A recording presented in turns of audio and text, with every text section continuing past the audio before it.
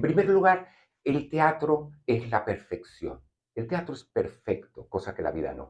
¿Cómo se poetiza la historia a través de la dramaturgia? No estoy diciendo que es que vamos a hacer poemas. Cuando uno poetiza la realidad, no la inventa. Cuando el dramaturgo poetiza, no quiere variar la historia, sino que la expaya, la expone. Incluso a veces la cita, la anécdota, el chisme, la noticia. Y uno sobre la escena que pone, pues pone conflictibilidad.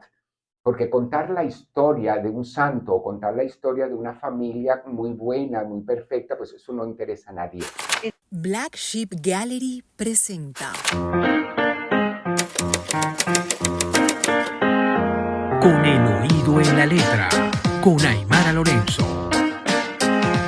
Presentar a figuras de peso de la cultura venezolana es un gran desafío, sobre todo porque en la radio y en estos espacios hay que resumir en 5 líneas toda una carrera de 40 años de actividad. Así que, Javier, si después que yo lea tu presentación hay algo que queda por fuera, tú me lo vas a decir. Tiene un centenar de obras teatrales como actor y director, actor en cine de 13 películas y televisión, 42 novelas. Hay un personaje que ha trascendido con él a lo largo de su trayectoria. 21 piezas escritas originales, 16 libros editados de teatro, ensayo y novelas. Y hoy vamos a hablar de su libro que Antología ser Teatral. Ya es el 18. Premio de Teatro de la Crítica, 1980 como actor, Casa del Artista, dramaturgo 1998, Premio Municipal como director 1996-2004.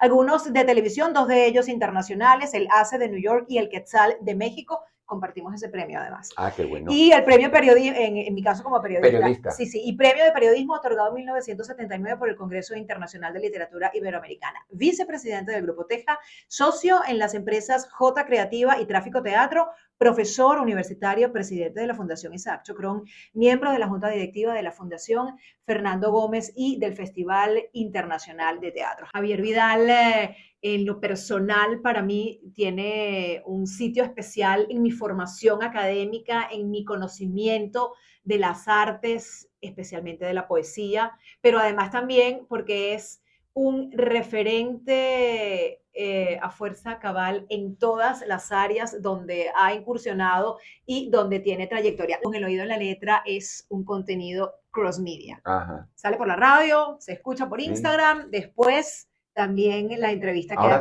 queda colgada en mi canal YouTube. Todo es un híbrido. Todo es un híbrido. Antes Cuando yo comencé a hablar sobre los podcasts, dije, eso es un hijo de la radio. Y yo digo, bueno, ya no puedo decir que es un hijo de la radio, sino es un hijo bastardo entre la radio y la televisión y las redes sociales. Es impresionante, ¿no? Además, para ti no es novedad estar ante un micrófono porque desde 1976 estás dando clases. Exacto, sí, allá en la Católica. Allá en la Católica, donde nos conocimos.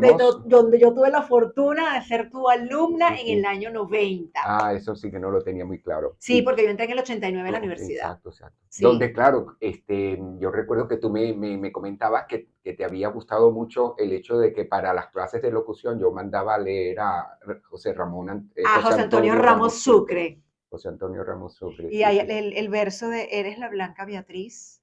Ese verso se me quedó. Sí, yo quisiera estar entre vacías tinieblas porque el mundo rechaza cruelmente mis sentidos. Ese. Algo por ahí.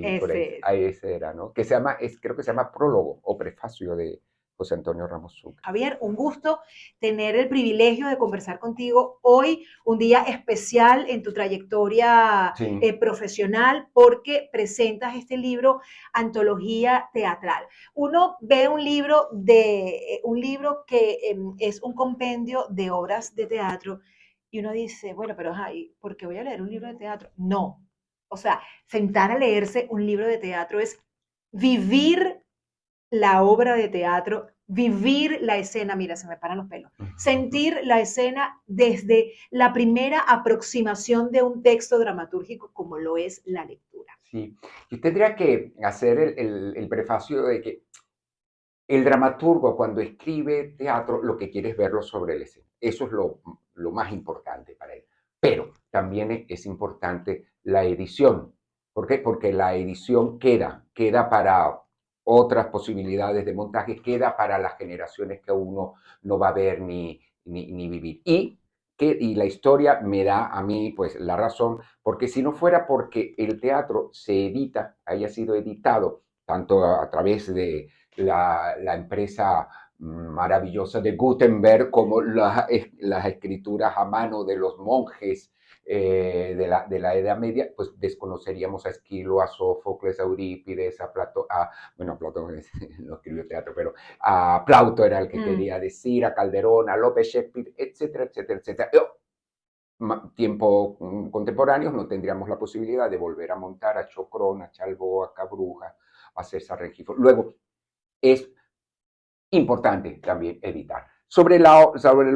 El otro comentario, a mí particularmente es que cuando yo descubrí en la biblioteca de mi tío, porque en casa no habían libros, pero en la biblioteca de mi tío Sol, que era como que el intelectual de la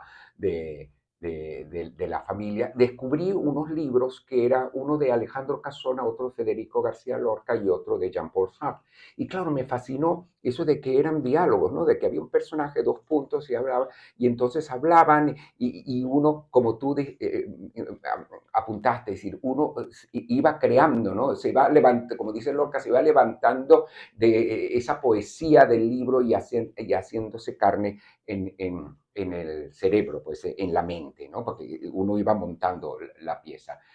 Sé que tanto la poesía como los libros de teatro son los libros que menos se leen, ¿no? Porque a la gente le gusta más, en Venezuela, no sé por qué, le gusta más leer los ensayos. Debe ser porque hay un espíritu ahí poético, político, poético, ¿no? O las novelas, pero no se lee tanto en la poesía y el libro. Pero de todas maneras tiene salida y de todas maneras creo que es muy importante también para el lector, porque es una lectura, no voy a decir fácil, pero es una lectura grata, ¿no? El leer a través de los diálogos. Hiciste un mote en la cara, el intelectual. O sea, ser intelectual, dedicarse a las letras, escribir, parece que no paga. Ese es el primer punto de reflexión que abro allí. Lo otro, este libro es un libro de teatro, pero es un libro en el que confluye la historia contemporánea. Y eso me hace comentarte que leí el libro y que no me quería despegar. Qué bueno. Me pasa con los libros. Hay libros que me devoro en 2, 3 días. Yo soy una lectora entusiasta, pero no me quería despegar del libro porque este libro, que es, como bien lo dijo Javier, como se llama, como lo menciona su título, una antología teatral, recoge de las piezas fundamentales de Javier y ya quisiera preguntarte además también por qué son esas piezas y no otras, y si es que hay un propósito de apuntar hacia la reflexión colectiva de nuestra situación actual como país. Sí, y en parte se lo tendríamos que preguntar a quien hizo la compilación de este libro, que fue mi hijo Jean Vidal Restifo, que fue el de la idea. Yo me enteré casi al final, no sé si es que él dice que se le olvidó, pues mi hijo es Asperger, entonces claro, él a lo mejor tiene su mundo, y entonces me enteré que estaban haciendo el libro cuando me llama el compadre José Simón Escalona, el prologuista, y me llama por teléfono y dice, esta obra, esta no recuerdo cuándo fue que... Y yo digo, ¿por qué me estás preguntando esto? Bueno, para el prólogo. Digo, ¿qué prólogo? Y yo digo, bueno, se despegó. Pero creo que fue interesante vamos a decir, esa compilación, ¿no? Porque arranca con Showtime, que es una pieza que cierra la trilogía de los medios, que comenzó con su novela romántica En el aire, Mojiganga y Showtime, que es de los medios porque es obras de teatro dentro de un medio, ¿no? Su novela romántica en la radio, La Mojiganga, el teatro dentro del teatro, y Showtime si las leíste, en el día 22 de enero de 1958 en un estudio de, como es Radio Caracas Televisión para aquel entonces, ¿no? Y entonces y cualquier parecido con la realidad era pura consecuencia. Es impresionante, es decir, esta tarde mi hija va a leer uno de los monólogos que habla Estrella, ¿no? Y dice, no somos políticos, no somos militares, somos artistas, ¿no? Y yo digo, tengo un susto porque pensarán que esto lo escribí ayer y esto lleva ya más de 30 años. Y lo importante también de esta compilación es que integró la tetralogía del poder gocho, diría yo, ¿no? Que es Diógenes y las camisas voladoras, que es sobre Diógenes Escalante, Escalante. En el Hotel Ávila, Ávila. cuando se le va la onda. Está Compadres, que es la relación entre Gómez Gómez y y Cipriano. Cipriano Castro, con la presencia de Eleazar López Contreras, en el momento de la aclamación. Es decir, aparece en el momento de la aclamación de Castro y cierra cuando Gómez le dice, váyase para Alemania, que allá lo van a curar. Y le dice, ya no venga más porque me quedé con el coroto, ¿no?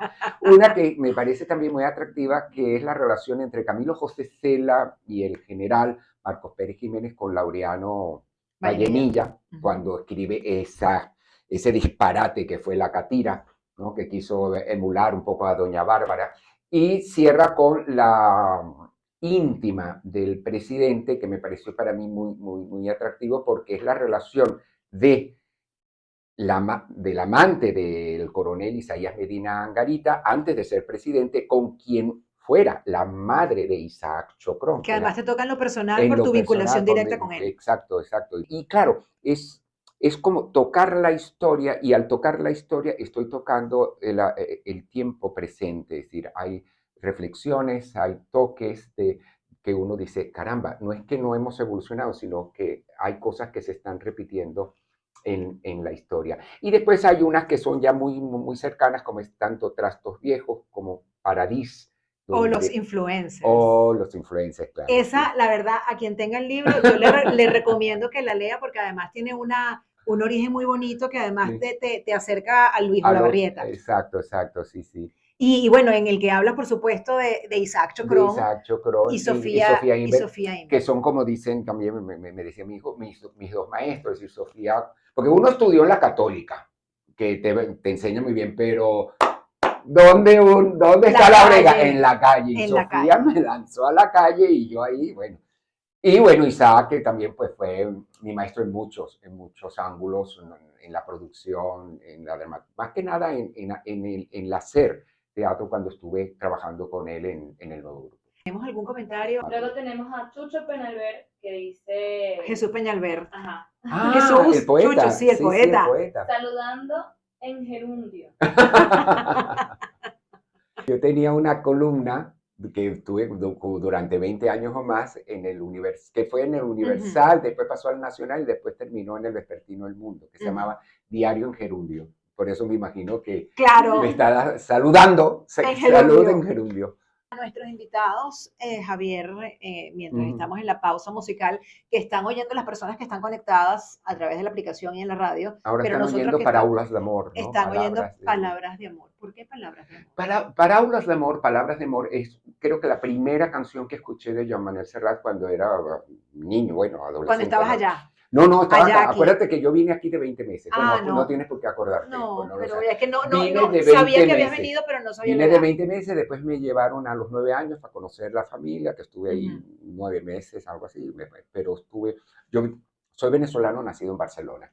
Y Parábolas de Amor fue la primera, porque él la cantó primero en catalán y después la cantó en castellano. Claro, en castellano se internalizó por completo. La primera que lo cantó en Venezuela fue Soledad Bravo, claro, en el programa de Sofía Inver, por cierto, que se llamaba Buenos Días, cuando lo manejaba Sofía, Carlos y Reinaldito Herrera. Y es mi gran cantante, el gran poeta, porque Serrat, más que cantante, cantautor, es un poeta, es decir, lo que él es, él y Joaquín también. Me respondiste algo vinculado a una pregunta que le hago a cada invitado que siento aquí. Me hablas de que esta canción es un referente para ti. ¿Cuál es el libro que te marcó y por qué? Bueno, el primer libro que yo leí, que fue un regalo de papá, fue Los Tres Mosqueteros. Eso de alguna manera marca, ¿no? Porque es un libro de aventuras y creo que me marcó porque me gusta mucho el libro de intrigas. Y por supuesto los escritores, los novelistas como puede ser Víctor Hugo, Alexandre Dumas. Es decir, El Conde de Montecristo es una pieza que me gustaría leerla una y otra vez, ¿no? Y Y es además el melodrama en esencia, es ¿no? universal por la trascendencia y Sí, por sí. el hecho de todas las versiones que ha tenido en el mundo. Aquí en Impresionante. Venezuela tenemos La Ahorita, Dueña, por ejemplo. exacto, sí, claro.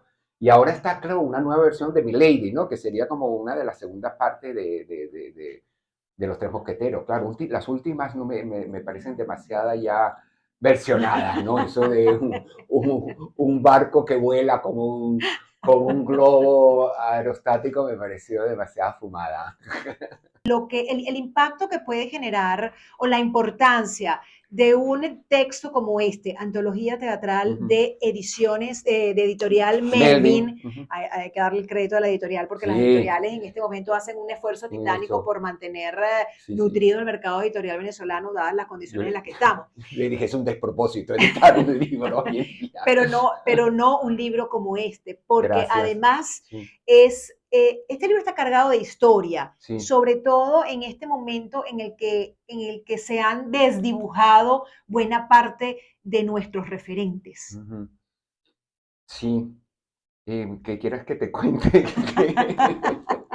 Que Bueno, hablemos, que sí, hablemos sobre hay, el hay, escritura, sobre la el, escritura. A ver, el comentario va.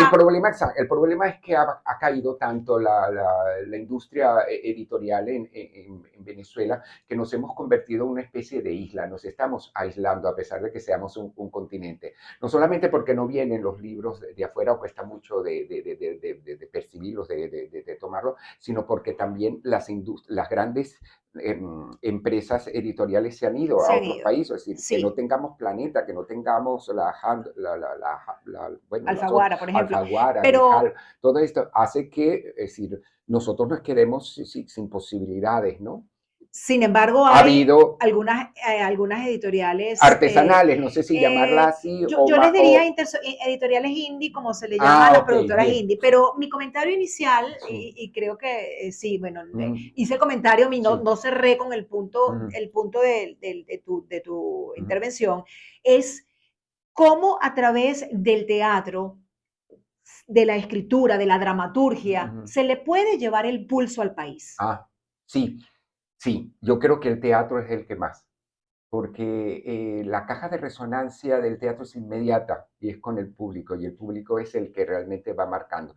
El teatro siempre, siempre ha sido a través de la historia el espejo de esa realidad. Y siempre les digo, pero recuerden, le digo a los espectadores, que esa realidad es una imagen virtual y como el espejo invertida. Es decir, en el teatro no vamos a ver una página arrancada de la vida misma, como dirían los que venden una telenovela, sino que es una interpretación de esa realidad, de ese momento, para, en primer lugar, entretener. Ojo, que eso es una cosa importante, ¿no? Entretener, porque el público cuando va al teatro no va a trabajar. Nosotros estamos para eso, ¿sí? Mm. Entretener. Pero en ese entretenimiento que hay reflexión, hay confrontación, hay conflicto, es decir, hay incluso hasta rechazo, es decir, yo no comparto con esto, es demasiado, es decir, yo cuando monté Madres, que es Mm. una familia disfuncional donde es una mujer que ha sido hombre, es decir, ha pasado por el Por el transgénero. transgénero, que está casada con otra mujer, que además viene la primera mujer que tiene una hija, es decir, una familia muy extraña, es decir, donde lo que quería mostrar es que también en una familia disfuncional puede haber armonía, es decir, que no todas las familias estructuradas viven en armonía, ¿no? Más bien a veces las familias estructuradas están cayendo a puñaladas traperas, ¿no? Y claro, había un público que lo aceptaba muy bien, pero había también un público que, sobre todo nuestro público caraqueño, es ciertamente algo conservador, Mm. ¿no? Y Ujú. entonces, claro, pues había esa confrontación, es decir, esa pieza que tenía de todas maneras un toque más bien de humor, porque no, las situaciones eran completamente hilarantes, había pues a un público que no terminaba de captar y había un público que se encontraba, ¿no? Que se reflejaba.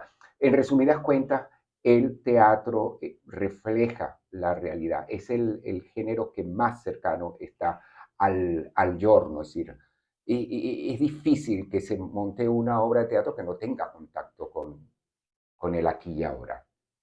En el teatro hay espacio para los errores, en la dramaturgia, para centrarnos en el libro, Ujú, y en tu experiencia en tantos montajes, hay espacio para los errores tomando en cuenta que es un espacio en vivo, ujú, es un espacio mm, vivo, autónomo, ujú. con, Efímero. efímero, orgánico. Ujú. Sí, vamos por dos vías tiene esta. En primer lugar, el teatro es la perfección.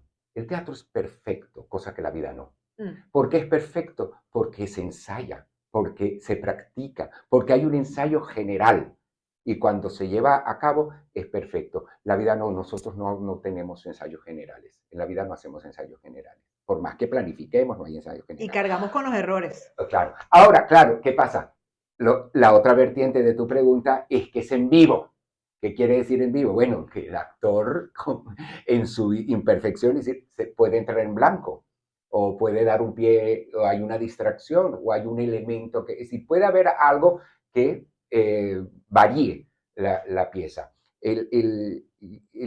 La escritura de la dramaturgia es algo completamente vivo, es una cosa que se va haciendo, incluso por eso todas las noches es una función diferente, cada noche es una función diferente, es decir, no hay una función idéntica una a la otra. Para un ser humano con tu trayectoria y tus experiencias, no creo que esta sea una pregunta complicada. ¿Están todos los textos que están recogidos en Uh esta -huh. antología transversalizados por la rebeldía de Javier Vidal? Soy rebelde. Y no te voy a cantar la Bueno, canción que me cantaba mi papá, porque seguramente que te la no, conoces. soy rebelde Porque porque el el mundo mundo me me hizo hizo así. así. Sí, Janet, ¿no? Se llamaba la Creo. cantante. Sí. Bueno, sí, yo creo que siempre había una rebeldía. Durante muchos años me llamaban el enfant terrible del teatro hasta que dejaron de ya de llamarme. Yo afortunadamente le dije ya, porque ya soy un señor ya de 70 años y yo creo que ya dejó de ser enfant y también creo que dejó de ser terrible. Pero sí que siempre hay una rebeldía, un reclamo, una crítica, ¿no? Una visión de la inconformidad. No te voy a decir que soy un dramaturgo incómodo, no, todo lo contrario, porque siempre tengo presente el quehacer eh, de nuestra sociedad cambiante. Es decir, yo llevo 50 años trabajando, es decir, creo que durante estos 50 años he visto pues, unos cambios en la sociedad de la cual yo he tenido también que ir ajustando las clavijas, porque si no, dinosaurio y no soy dinosaurio. ¿Cómo se poetiza la historia a través de la dramaturgia? Oye, esa pregunta, eso es una tesis de grado, ¿no? Estoy Pero simplemente parafraseando una frase que le dijiste en una entrevista a Edgar Moreno Uribe, ah, poetizar la historia a través de la dramaturgia. ¿Cómo sí, se hace eso? ¿Cómo se poetiza la historia? ¿Se puede, o sea, se puede hablar de la historia? ¿Se puede hablar sobre el poder? ¿Se puede confrontar al poder desde una postura poética? sí. Es decir, cuando uno dice poetizar la historia a través del teatro, no estoy diciendo que es que vamos a hacer poemas No, sobre la no, no, yo historia, sé ¿no? que no, lo Sino tengo a partir claro. exacto de esa perspectiva que tiene la poética, Uh -huh. Aristóteles, Lope, esa perspectiva de lo que es la historia y llevarla a cabo. Es decir, cuando uno poetiza la realidad, no la inventa, sino que, como hizo Aristóteles con el teatro, dice, el teatro no es que tenga que hacer así porque yo lo digo, sino porque lo han hecho otros. Es decir, cuando el dramaturgo poetiza, no quiere variar la historia, sino que la expaya, la expone, incluso a veces la cita, como es el caso de Diógenes, como es el caso de compadres que son cartas que se escriben uno al otro y yo traté de colocar, o como es la anécdota, el chisme, la noticia, ¿no? Que uno va recibiendo y uno lo coloca sobre la escena, ¿no? Y uno sobre la escena, ¿qué pone? Pues pone conflictibilidad. Porque contar la historia de un santo o contar la historia de una familia muy buena, muy perfecta, pues eso no interesa a nadie. Eso es, por ejemplo, lo que Eso no, buscas en los influencers. en los influencers que es el encuentro entre Isaac Isaac y Sofía. y Sofía, pues hay un poco de esto, es decir, que a partir de cuando comencé, bueno, esto fue otra anécdota aparte, porque está una entrevista de Sofía que le hizo a Isaac en el año 98, a punto de las elecciones, ¿no? Y claro, nos gustó mucho. Y Julie, en la peluquería, en estos tiempos que estábamos ahí en la pandemia, creo que era el año 20, me dice, Javier, ya te tengo la próxima obra. Un encuentro entre Sofía e Isaac, ponte a trabajar. Eso es el poder Sí, detrás del poder. el poder. Entonces, claro, ¿qué pasa? Que yo conocía a Sofía y conocía a Isaac y sabía cómo, y entonces, claro, los puse a hablar a partir de un encuentro de que se iba a realizar esa entrevista, que lo hacía cuando ella estaba en CMT, Ajá, cuando ella salió de Venevisión y tenía Venevisión. CMT, que es otro canal desaparecido. Sí, Y trabajé ella, ahí.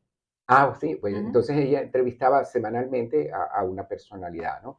Y ahí un poco, pues también, ¿qué hacen ellos? Ellos poetizan un momento, ¿verdad? Que yo lo ficcionizo, hay una ficcionalidad sobre eso, incluso hay un momento de qué pasará en la Venezuela. Y claro, cuando tú ves este espectáculo en el año 20, 21, 22, 23, este mismo año, es decir, Mm. a unas personas que están reflexionando en el año 98, tú ya tienes una ventaja sobre la posibilidad de poetizar ese tiempo porque ya lo has vivido, ¿no? Y es como, Y claro, es es como como, vivir el déjà vu. exacto, es decir, ellos eran unos visionarios de qué es lo que va a pasar, ¿no? Cuando le dice Chocro, hay que sacar las alpargatas, mi amor, porque lo que viene es joropo.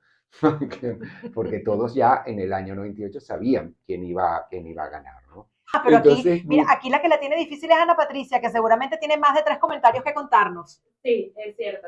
El primero es de Sara Fermín, nuestra productora. Saludos equipo, especialmente a Javier. Ay, tan bella. gracias, Sara. Sara es periodista, Sí, sí. coproductora de este espacio y además escribe sobre teatro. Luego tenemos a Chucho Penalver que dice, sigue agregando a la larga lista de logros. De logros Javier, y de elogios de Javier. Sí, Javier aparece en un magnífico libro del estupendo y talentoso fotógrafo venezolano Luis Salmerón. Sí, señor, claro.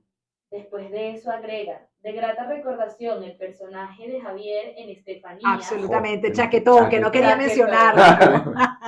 Chaquetón, que no quería Es mencionarlo. una pieza que ya lleva 40 años, 40 ¿no? y pico de Sí, años, sí, sí. pues. La pueden, para los que tengan interés en ver cómo fue la actuación de Javier en esta novela y en este personaje, pueden buscar por YouTube, ponen Javier Vidal, Estefanía Chaquetón y les va a aparecer. Es el capítulo 128 de la novela. ¿Ah, sí? Sí. Voy a empezar a Lo vi verlo. ayer. Lo vi ayer. Lo vi ayer La porque me quedé como 128, con la wow, curiosidad. eso es bastante. Esos eran novelones, Sí, novelones. porque esa novela iba a durar poco, un verano, porque el Puma hacía su primera gira internacional, pero fue tanto el rating, la cuestión, que claro, Que lo desaparecieron y lo volvieron el Guácharo para que y viajara y entró volviera. Carlos Oliver, Ajá. cuando entró Carlos Oliver, y eso duró, creo que estuvimos año y medio con eso, ¿no? Wow.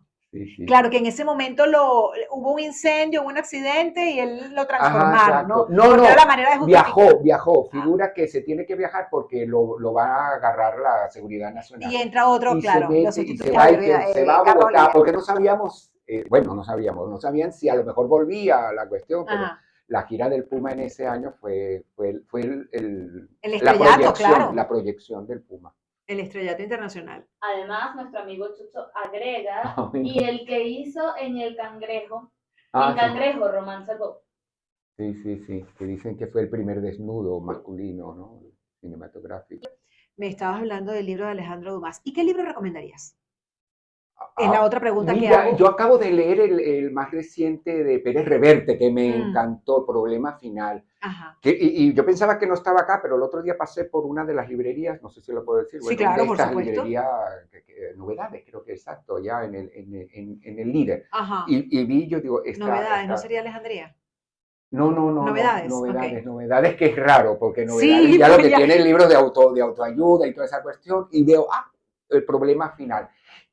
A mí es que el personaje de Sherlock Holmes me encanta mucho. Y antes de leer el libro, yo creo que más vi la serie de Sherlock Holmes, de la primera, la que son como una gran, como 15 películas hechas por el protagonista de la novela de Problema Final, de Pérez Reverte. Y Pérez Reverte siempre es grato leerlo, ¿no?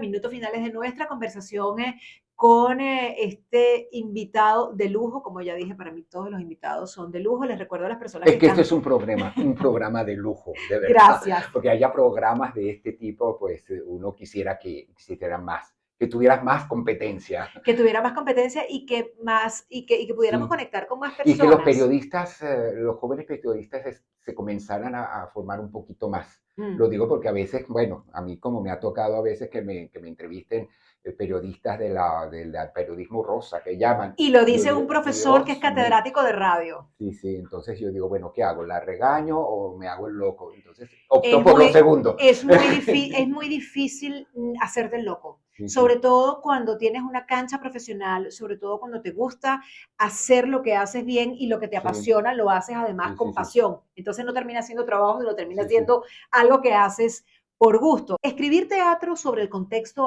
actual es una forma de hacer historia. Sí, la O crónica, de reinterpretarla. la crónica, ¿no? Es decir, lo que se llama... Yo no he escrito obras de teatro que se asientan en el momento, en el ¿no? hoy. Como puede ser la crónica. Sin embargo, fíjate tú que yo tengo un taller de dramaturgia que creo que se llama De la crónica roja al papel blanco, a la hoja blanca, ¿no? Que es que la crónica roja también es un punto muy interesante de tocar y llevarlo a cabo, como le pasó a Shakespeare o a Marlowe o al propio López, ¿sí? Porque son esos momentos tan duros, ¿no? Que son muy atractivos para hacerlo, para llevarlos a escena. Son momentos disparadores. Exacto, exacto, ¿no? Y yo he utilizado la historia, todo lo contrario, un poco más brechtiana, ¿no? He utilizado la historia para de alguna manera contar lo que estamos viviendo en la actualidad. Pero es un punto muy importante. Por eso, de todas maneras, disculpen, hay periodistas, han habido muchos periodistas que han terminado siendo dramaturgos porque han querido llevar esa crónica que manejan, porque al manejar, ojo, al manejar la crónica roja, de alguna manera estás manejando también una crónica política, una crónica económica, una crónica social, es decir, el crimen pasional, es decir, arrastra todos estos elementos que te acabo de realizar. Y siempre es muy atractivo. Claro, en una situación. Claro, el teatro venezolano se libra un poco de la censura, pero a veces uno le da un poco de respeto debido a la democracia tan peculiar que estamos viviendo de tocar ciertos puntos. No por eso, como dramaturgo, me he mojado los pies políticamente. Esto que dices me hace hacerte esta pregunta y es lamentablemente la última pregunta que te voy a hacer en esta conversación. Me encantaría estar más rato conversando contigo, pero bueno, el tiempo... Esto es un café literario. Aunque esto es un espacio cross media, el tiempo continúa siendo tirano porque estamos en una emisora de radio. La vida del ser humano puede ser observada de una manera dicotómica. Blanco, negro, bueno, malo, amor, odio. ¿Cómo llevas la pulsión amor-odio en la dramaturgia? A través de los personajes. Lo bueno del dramaturgo, si es bueno, es que no tiene que aparecer el dramaturgo, ¿no? Sino que tienen que aparecer personajes que hablen, que tengan la vida propia. Y en la conflictualidad, es decir, en drama significa acción, en la acción que tiene que haber, tengo que colocar esas antinomias, ¿verdad? Es decir, tiene que haber un bien, un mal, tiene que haber un conflicto, tiene que haber una pared para llegar al final, ¿no? Cuando utilizas el drama para explayarte en tu pensamiento, en tu ideología, pues no lo estás haciendo del todo bien. Es decir, aunque siempre hay un personaje que parece que es el autor, ¿no? O hay un personaje que tiene piensa un poco como el autor. Pero el asunto es, y eso pasa, yo no quiero utilizar la palabra mágica porque me choca un poco, ¿no? Pero hay a veces que los personajes se meten dentro de mí o los personajes me reclaman, ¿no? Un poco como... O te llevan, te sobrepasan. La obra de Unamuno, ¿no? Donde Unamuno mata al protagonista, el protagonista agarra carro, se va a la oficina de Unamuno en la Universidad de Samuel y dice, usted no me puede matar, ¿no? Dice, hay algo así, ¿no? Un poco que los personajes... Fíjate tú que a veces, yo no soy de revisar mucho, a veces reviso mis obras y yo digo, yo he escribí esto. Y claro, a lo mejor no lo escribí, a lo mejor fueron los personajes que escribieron la obra, ¿no? Yo los invito a que no dejen de leer Antología Teatral de Javier Vidal, publicado por Editorial Melvin. En principio va a estar en el Buscón y después quiero colocarla tanto en Alejandría como Cálatos. Sí. Ya hemos hablado, pero la exclusiva la tiene por ahora. Por cierto que el episodio especial que salió de Con el Oído en la Letra este martes es precisamente una grata conversación que sostuve con David Malavé, él junto a Artemis, los impulsores de Cálatos, no solamente aquí, sino en España. Así que valga la promoción, los invito a que vean este episodio otra vez en mi canal YouTube. Nos despedimos. Gracias. Por ahora. Lorenzo Aymara. Lorenzo Aymara. Así me decía en la universidad. Javier, un gusto haber conversado contigo y muchísimas gracias Javier. Hermano. Black Sheep Gallery presenta.